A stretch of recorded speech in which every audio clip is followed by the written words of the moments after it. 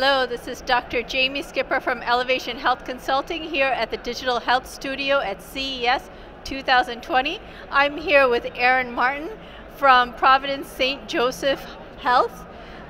Is that a health system? Is that a hospital? Yeah, it's a $25 billion health system based in Seattle. Oh, wonderful, in Seattle. And you're the Executive Vice President and Chief Digital Officer. That's correct. What does that mean and what do you work on? Well, there's three parts of my role. So I run marketing, I run digital, and then I also run, we also have a venture fund, a $300 million venture fund in which we've funded 17 portfolio companies.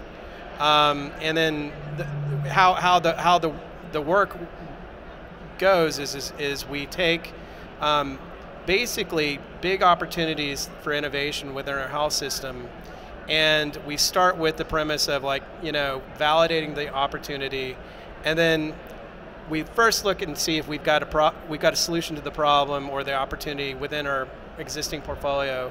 If not, then we hand it over to Providence Ventures, and they'll actually go look for a startup, or what we call a best-of-breed company, to go find a solution for the problem. If we don't have it and we can't find it, we'll actually build it. And we've got about 100 people on the digital team who come from places like I do, like Amazon and Microsoft. And what they do is they actually build new technologies and turn them into companies and spin them out. Okay, tell me a little bit about what your vision is with the companies. It's really interesting when health systems get into the business of venture arms, because you have more of a long-term focus rather than an immediate ROI. Tell me a little bit about that. That's really interesting for folks at the CES community to really understand the two different types of outlooks. Yeah, so it's having investing in a portfolio company is a much different relationship than, say, for instance, a commercial contract. It's a very, very deep partnership. And so how we think about it is we first decide whether or not that company is going to add value to us as a customer. And a lot of times we'll work with them for 12 to 18 months before we're ever considering an investment. And then when the time is right, and if it makes sense from an investment standpoint, then we'll make the investment.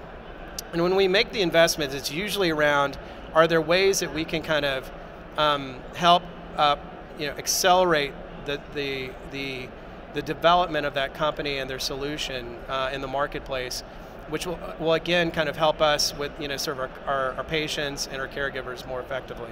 So tell me a little bit more about that. You made a comment. We were privileged to have you on a panel just now.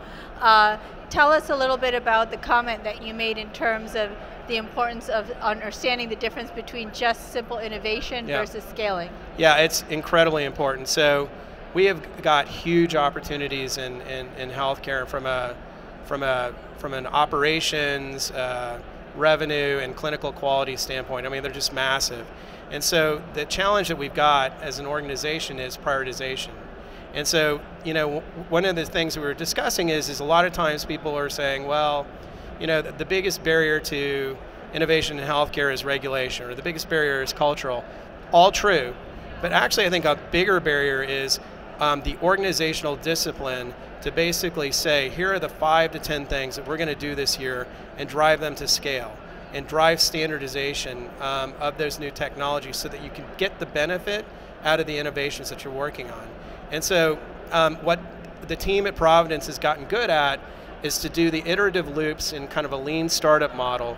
But then once we get signal to noise that this solution is effective, we're getting really, really good at scaling it across our entire platform and getting the value of that innovation. Typically, in a lot of healthcare environments, it just gets stuck at that lean innovation mode. It works, but they just haven't figured out a way of kind of prioritizing it. Well, that's really exciting to see, because that's my soapbox as well, being a regulatory expert, trying to get folks to understand that there's the scaling issue that's just key in terms of growth. And coming from a provider organization, that's really important too, because they're selling to you folks. Absolutely. To you guys. So tell me, as a kind of a last thought, what you made some comments around transparency. Expand on that in terms of the CES community needs to be really thinking about around that concept? Yeah, it's interesting. I mean, the discussion that was going on in the panel was, what is it like kind of coming from technology into healthcare and from healthcare into going back into technology? And one of the big differences is healthcare by its very nature and by our mission is very a transparent industry because we're here for the human good.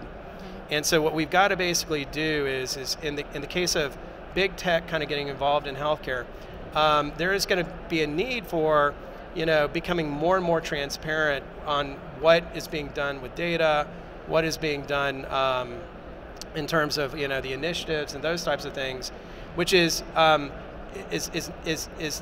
a natural act for a lot of big tech companies. Absolutely. Because they compete in other spaces that are Right. very, very, very secretive, right? Yeah. And so it's going to be an interesting thing to watch culturally of them kind of adjusting to how healthcare operates in a Right. kind of much more open system.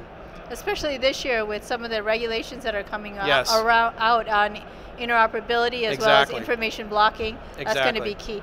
Well, Aaron, it was really a pleasure to have you here on the Digital Health Studio stage, and thank you for joining me. Thank you so much. And this is Dr. Jamie Skipper from Elevation Health Consulting here at the Digital Health Studio at CES 2020.